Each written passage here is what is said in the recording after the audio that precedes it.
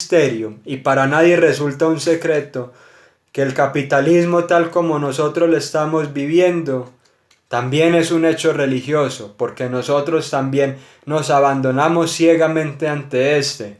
Cuando vamos a pedir un préstamo al banco, tenemos que mostrar nuestra valía como seres humanos. Tenemos que humillarnos así como se suelen humillar en las diferentes manifestaciones religiosas.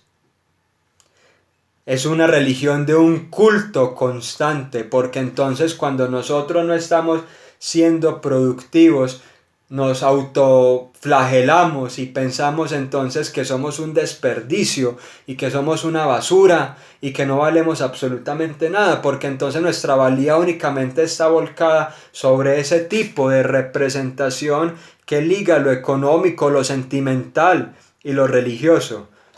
Aristóteles en la política lo decía de una manera muy clara. Así como los hombres entonces poseen instituciones y poseen una jerarquía en la tierra, no han hecho otra cosa que pensar en esa misma jerarquía, pero en ese mundo de lo divino. Ya después Epicuro, Demócrito y todos esos materialistas, herederos de la tradición helénica, van a mostrar cómo muchos de esos dioses y cómo muchas de esas formas en las cuales nosotros divinizamos diferentes aspectos de la realidad son en realidad maquinaciones propias de la palabra, del logoi, del logoi. Vean, por ejemplo, de dónde el cristianismo bebe para sacar este nombre de evangelio, evangelium. El evangelio, en su sentido más original, era utilizado en el mundo romano para mostrar cómo el emperador había logrado dirimir estratégica y militarmente lo mejor para el imperio, llevando la buena nueva a la civilización, a pueblos opacados y a pueblos a los cuales había sido vedado el acceso a esas dinámicas propias de la civilización. Déjenme entonces yo les muestro algunas concepciones muy interesantes sobre la cultura que nos sirven a nosotros para ir pensando en todas estas cuestiones. Por ejemplo, Bronislaw Malinowski, que sirvió en su momento para resquebrajar ese antiguo paradigma de la antropología victoriana, en donde era un tipo en un escritorio únicamente recibiendo diarios de viajes y declaraciones de los misioneros para él desarrollar teorías gigantescas sobre toda la humanidad y sobre toda la cultura. Malinowski va a decir, no, pero entonces, y la observación y la participación y entender entonces que estas dinámicas que nosotros vemos acá en estos pueblos que aparentemente y nos hemos decidido, nos hemos empeñado en decir que son incivilizados, también son las mismas que tenemos nosotros que aparentemente somos los civilizados. Malinowski va a decir, la cultura es un conjunto integral constituido por los utensilios y bienes de los consumidores, por el cuerpo de normas que rige los diversos grupos sociales, por las ideas y artesanías, creencias y costumbres. Malinowski afirma que cualquier cultura, ya sea muy simple y primitiva, o extremadamente compleja y desarrollada, supone la presencia de un vasto aparato, en parte material, en parte humano y en parte espiritual, con el que el hombre es capaz de superar los concretos, específicos problemas que lo enfrentan. Malinowski entonces se va a dar cuenta que tanto estos primitivos o esas personas que consideraban primitivas como los ingleses, por ejemplo, tenían un sistema de representaciones y un sistema de símbolos para condecorar a sus más valerosos soldados y a sus más valerosos miembros. Que en Inglaterra se simbolizara eso con medallitas y con parafernalia militar. Y entre estos argonautas del Pacífico se hiciera con tatuajes y con marcas sobre la piel, no mostraba la superioridad o la inferioridad de uno del otro, sino que mostraba que realmente había una base común que compartían y que permitía comprenderlos a ellos y comprenderse a sí mismo.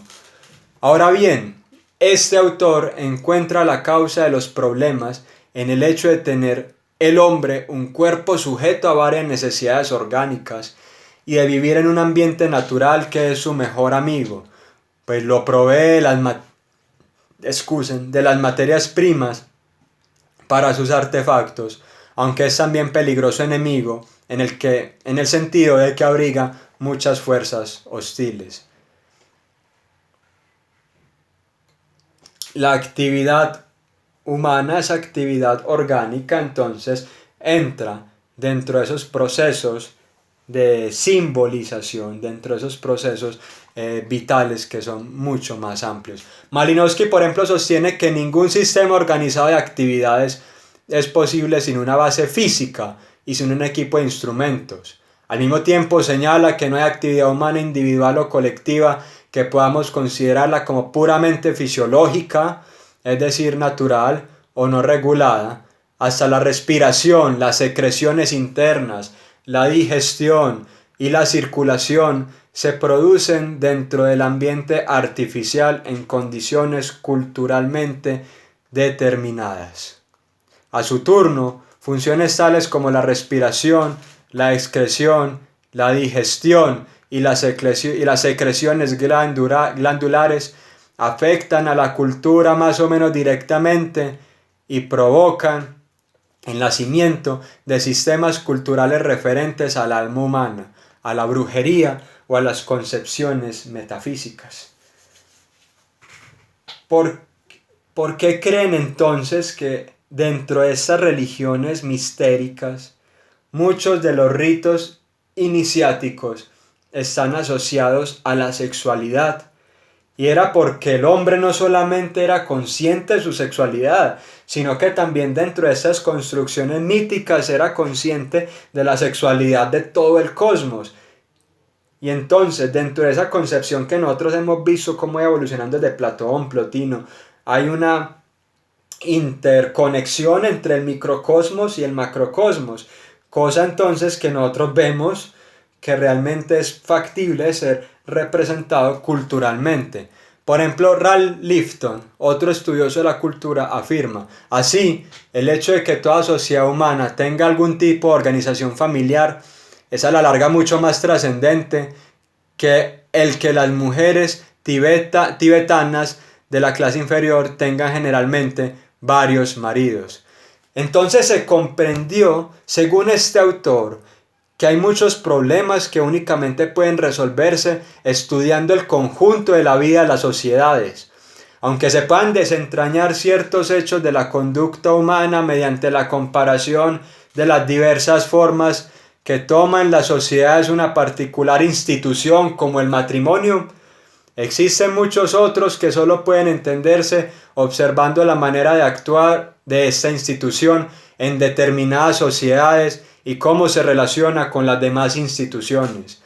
Este método, dice Linton, es todavía más necesario cuando se trata de comprender la conducta individual, pues aunque relacione peculiarmente a las situaciones dadas, la personalidad se manifiesta modelada por sus experiencias en todo el conjunto de la vida social.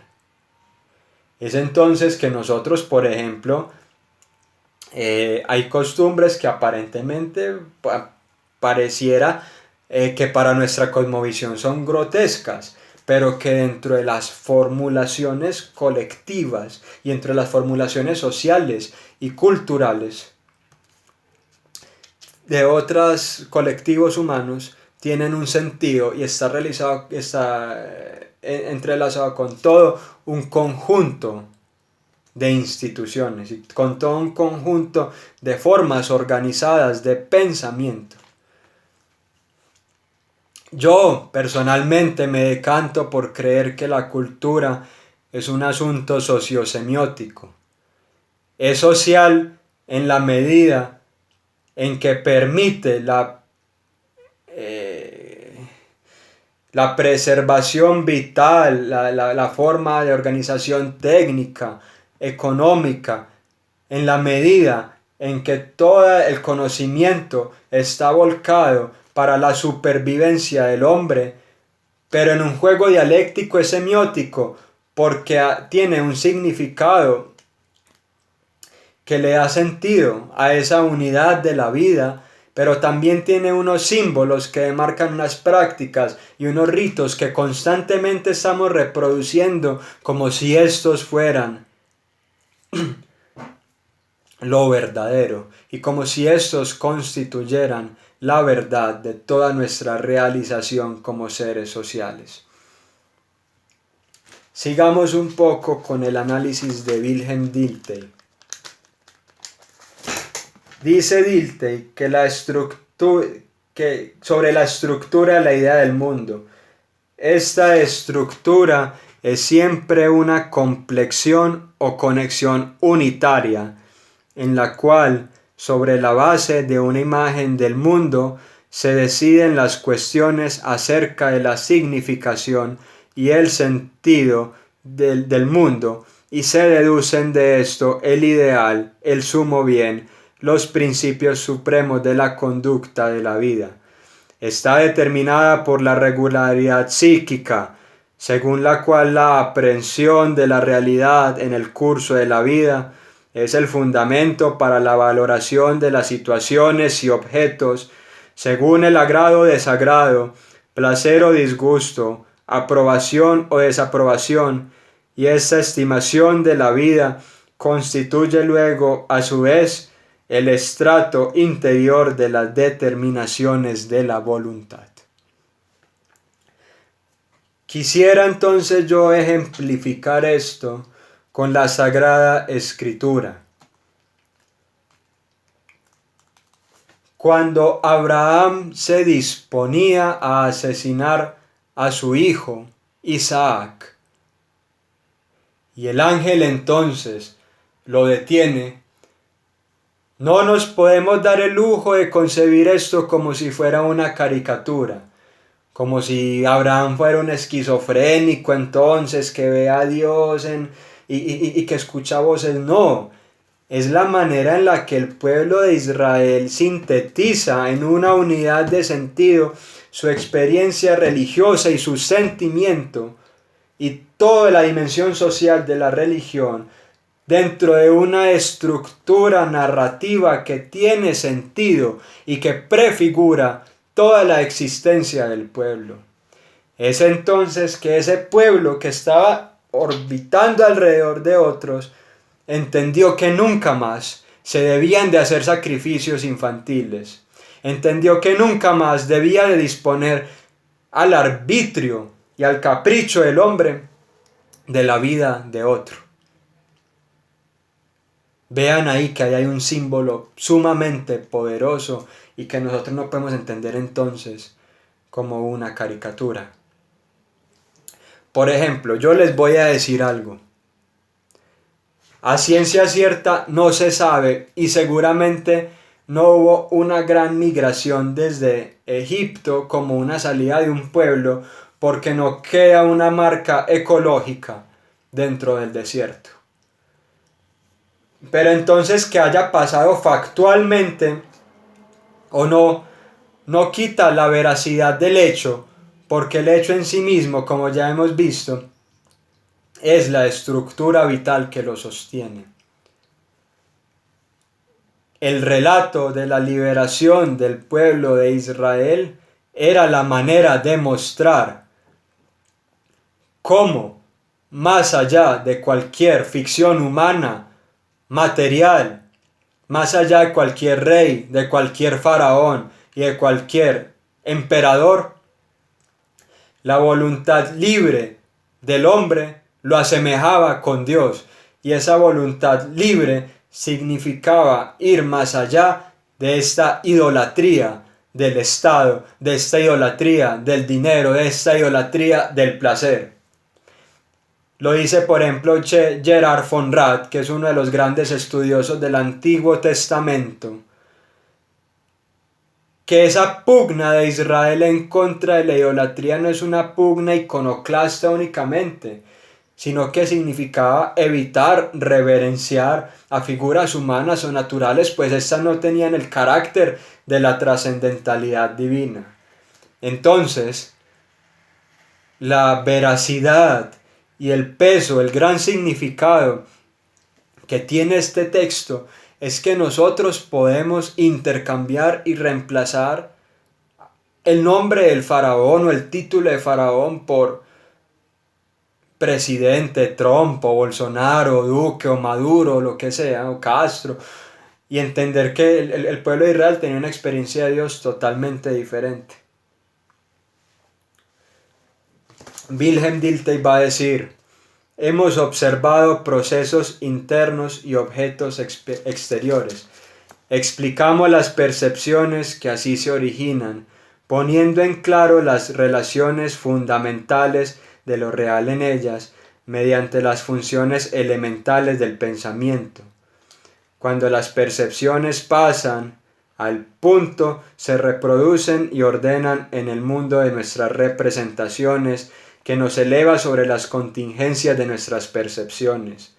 La creciente firmeza y libertad del espíritu en estas etapas, su dominio sobre la realidad, se contempla luego en la región de los juicios y conceptos, en la que se comprende de un modo universal, válido, la conexión y esencia de lo real.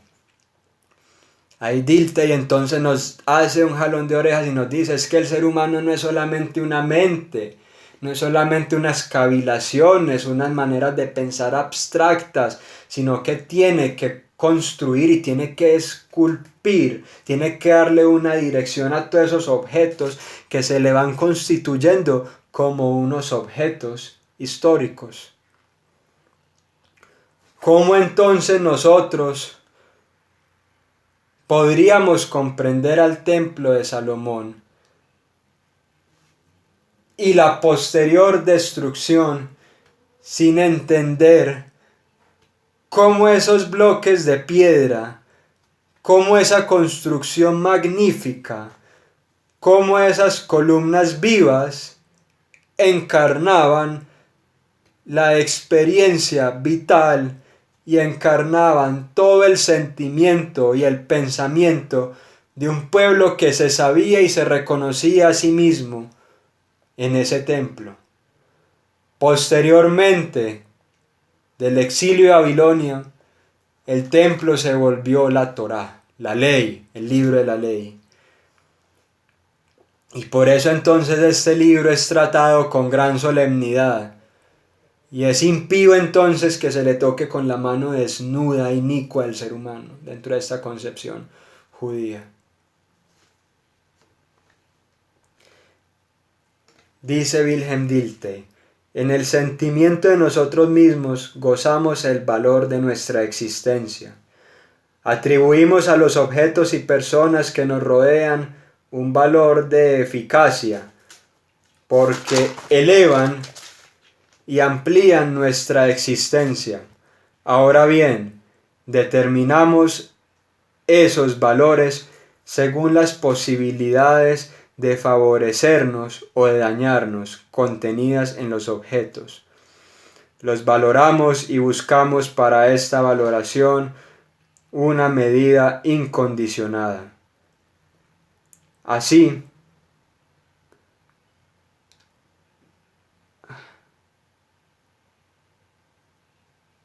adquieren las situaciones, personas y cosas una significación en su relación con la totalidad de lo real. Y esta misma totalidad adquiere un sentido. Ahí hay un doble juego, porque pilas cómo empieza Dilthey. Dilthey empieza, es en el sentimiento de nosotros mismos. Vean que en la medida en que nosotros somos autoconscientes y en la medida en que ese yo empírico, ese yo trascendental y ese yo espiritual tiene conciencia de sí mismo, es en esa medida en que es propenso de construir a la realidad en la cual él siempre se haya referenciado. Por ejemplo, en el libro de Daniel, nosotros no solamente podemos atribuir al profeta que escribe muy bonito y que seguramente tomó una pluma y sobre un papiro entonces plasmó sus ideas. No, no es reductible a esto. Nunca lo va a hacer. El profeta entonces ese yo que vio, ese yo que tomó en sus manos la pluma, era consciente y era autoconsciente de esa realidad funesta a la cual él estaba sometido. Y entonces es en esas figuras demoníacas, en esas figuras monstruosas, que él representa o se sirve de estas metáforas para representar a los imperios que habían actuado y obrado tanto mal en contra del Dios de Israel. En contraposición entonces a estas figuras es que Daniel lanza una expresión en arameo, Anag, el Hijo del Hombre. El Hijo del Hombre es la humanidad en sí misma, que se reconoce como tal, y al reconocerse como humanidad se reconoce también como imagen y semejanza de Dios, como lo divino. Y vemos ahí que ese sentimiento particular de angustia y de esperanza tiene todo un telón de fondo universal que lo sostiene. Y tiene todo un telón de fondo que hasta nuestros días puede leerse y que hasta nuestros días puede refigurarse y puede hallar algunas explicaciones que sean humanizantes en medio de estas dinámicas tan funestas, tan atemorizantes y tan tanáticas sobre las cuales se ha erigido nuestra vida.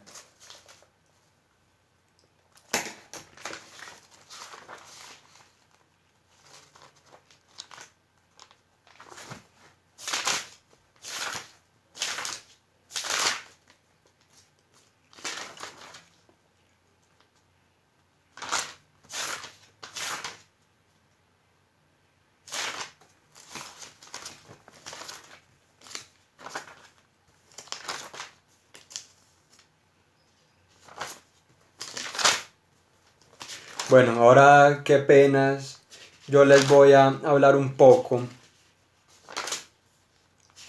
sobre entonces las características epistemológicas que tienen las ciencias sociales.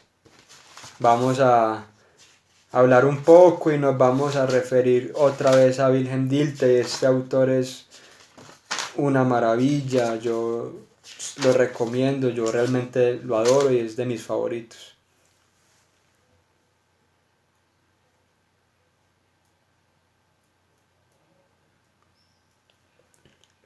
Wilhelm Dilthey entonces va a decir que el papel de las ciencias físicas y de las ciencias exactas, de esas ciencias físico-matemáticas, va a ser el de explicar a la realidad.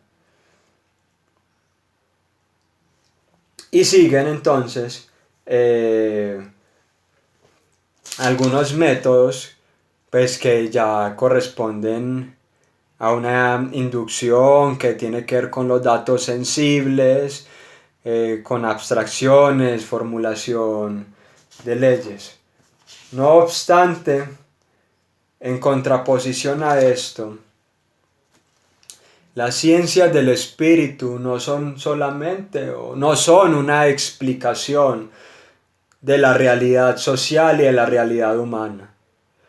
Las ciencias del espíritu propenden por una comprensión, y ese comprender es realmente entender las perspectivas vitales e históricas de los diferentes colectivos humanos, pero que también me tocan a mí y que también llegan hasta mí.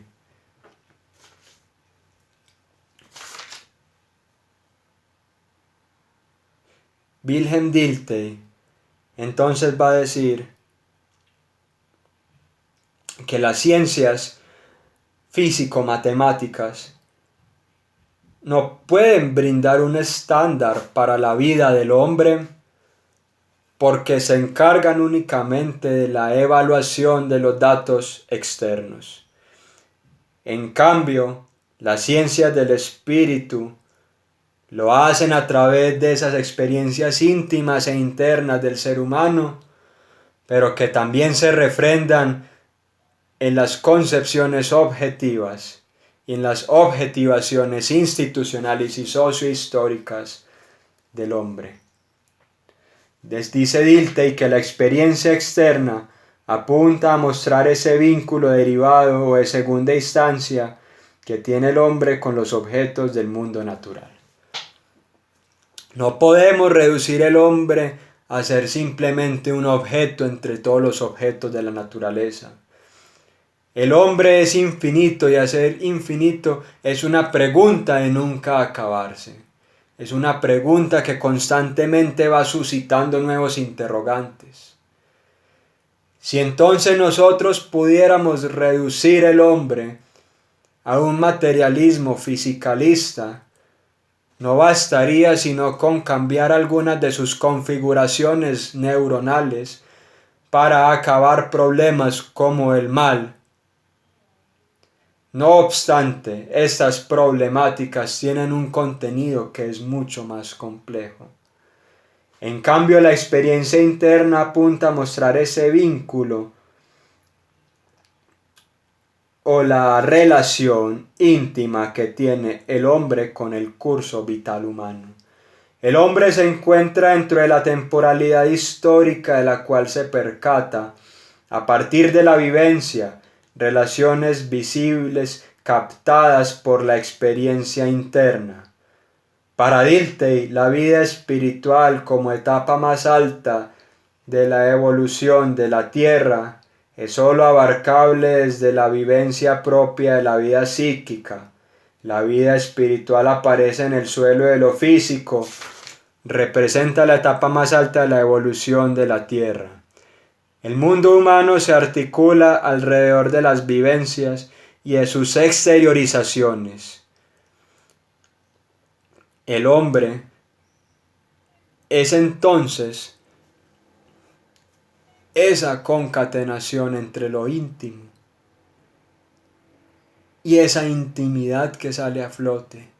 Esa intimidad que no es capaz de quedarse imbuida en una mera introspección, sino que tiene que ser vivible y tiene que ser compartida. Y es entonces donde nosotros tenemos que entrar a ver cómo se vive esa experiencia compartida de la humanidad, de qué se nutre, cuáles son sus tradiciones, cuáles son los elementos en común que guardan y que se reproducen constantemente y al paso en el que el hombre sigue dando su vida al servicio de su propia historia.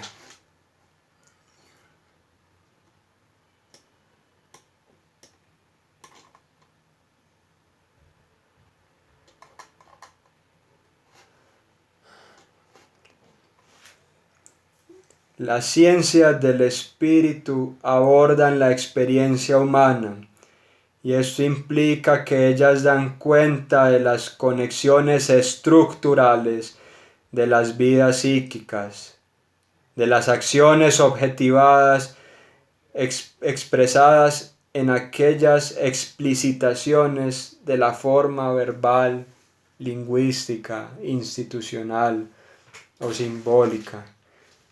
Diría Dilthey, en el mundo histórico no existe ninguna causalidad científico-natural, porque causa, en el sentido de esta causalidad, implica que provoque efectos necesariamente, con arreglos a leyes. La historia, a saber, es únicamente el conjunto de las relaciones del hacer y del padecer, de la acción y de la reacción. Es el ser humano sintiente, es el ser humano con voliciones, materia viva con la cual nosotros estamos trabajando. No es una cosa que nosotros ponemos en un laboratorio, en un disco de Petri y podemos sacar características inertes. No, eso no es el hombre. y eso y es aberrante que haya personas que piensen eso y que piensen que realmente es salvaje pensar que la vida del hombre vale lo que vale eso.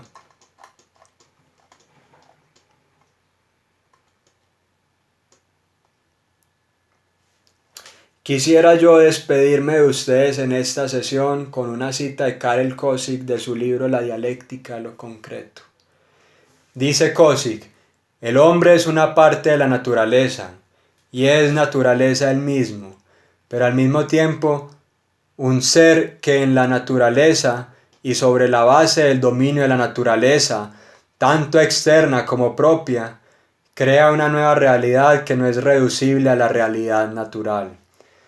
El mundo que el hombre crea como realidad humano-social tiene su origen en condiciones independientes del hombre y es absolutamente inconcebible sin ellas. Sin embargo, respecto de ellas presenta una cualidad diversa y no es reducible a ellas. El hombre tiene su origen en la naturaleza, es una parte de la naturaleza y al mismo tiempo trasciende a la naturaleza. Se comporta libremente con las propias creaciones, trata de separarse de ellas, plantea el problema de su significado e intenta descubrir cuál es su propio puesto en el universo. No está encerrado en sí mismo y en su propio mundo, y puesto que crea el mundo humano, la realidad social objetiva, y posee la capacidad de superar una situación dada y unas condiciones y presupuestos determinados, el hombre es también capaz de comprender y explicar el mundo no humano, el universo y la naturaleza. El acceso del hombre a los secretos de la naturaleza es posible sobre la base de la creación de la realidad humana. La técnica moderna, los laboratorios, los ciclotrones y los cohetes rebaten la opinión del que el conocimiento de la naturaleza se basa en la contemplación.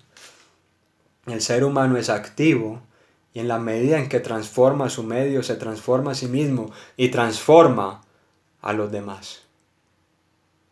Yo quiero despedirme de ustedes, espero estén cuidándose, tengan una buena tarde, muchas bendiciones y pronto estaremos otra vez viéndonos.